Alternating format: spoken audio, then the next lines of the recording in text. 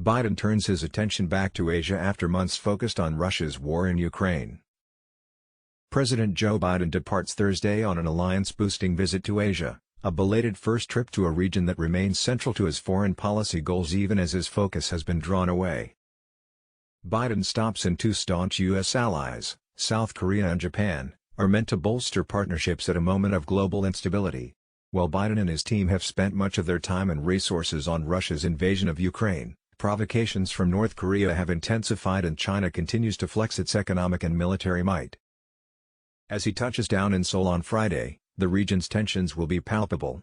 North Korea appears to be preparing for an underground nuclear or intercontinental ballistic missile test around Biden's visit, according to officials, even as it weathers a major outbreak of COVID-19. It is against that backdrop that Biden will embark upon his most intensive efforts at engaging Asian allies since taking office. The White House says it's prepared for all contingencies, including a test occurring while Biden is on the Korean peninsula. In Seoul, he'll meet the country's newly elected president, Yoon Suk-yeol, a first-time elective officeholder who has signaled a desire to expand his country's foreign policy beyond just a focus on North Korea. And in Tokyo, Biden will meet for bilateral talks with the country's Prime Minister, Fumio Kishida, before meeting with the leaders of Japan, Australia and India in a gathering of the Quad partnership that's been revitalized at his initiative. Along the way, Biden is expected to reaffirm U.S. support for its allies amid intensifying provocations from North Korea, while also seeking new areas of economic cooperation, particularly on advanced technologies affected by supply chain disruptions. And he is expected to unveil a new Indo-Pacific economic framework, though the plan has already been critiqued for lacking specifics. Biden said at a White House reception this week that his trip was intended to affirm the importance of our Indo-Pacific alliances and to affirm the importance of our Indo-Pacific alliances in the region, including through cultural ties. The president is paying his first visit to Asia later in his presidency than he might have liked, according to officials, who say COVID restrictions and the pull of other crises made it difficult to schedule a trip. Biden is the third U.S. president in a row to attempt a foreign policy refocus on Asia, though intervening events have often gotten in the way. Several administrations in succession in the United States have tried this effort to launch more fundamental efforts, policies, frameworks in Asia, East Asia, Indo-Pacific, and found themselves stymied, or misdirected, or directed towards other pursuits, said Kurt Campbell, the senior director for Asia on Biden's National Security Council, earlier this month. Several administrations in succession in the United States have tried this effort to launch more fundamental efforts, policies, frameworks in Asia, East Asia, Indo-Pacific, and found themselves stymied, or misdirected, or directed towards other pursuits. War in Ukraine looms over Asia trip.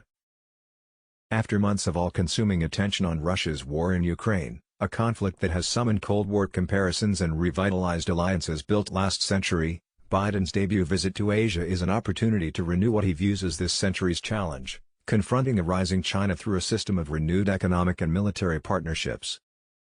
We think this trip is going to put on full display President Biden's Indo-Pacific strategy and that it will show in living color that the United States can at once lead the world in responding to Russia's war in Ukraine, and at the same time chart a course for effective, principled American leadership and engagement in a region that will define much of the future of the 21st century, National Security Advisor Jake Sullivan told reporters a day ahead of Biden's departure for Asia.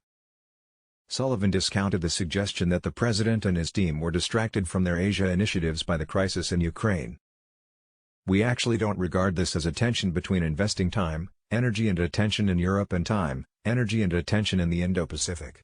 We regard this as mutually reinforcing," he said, adding, "We actually don't regard this as a tension between investing time, energy and attention in Europe and time, energy and attention in the Indo-Pacific. We regard this as mutually reinforcing."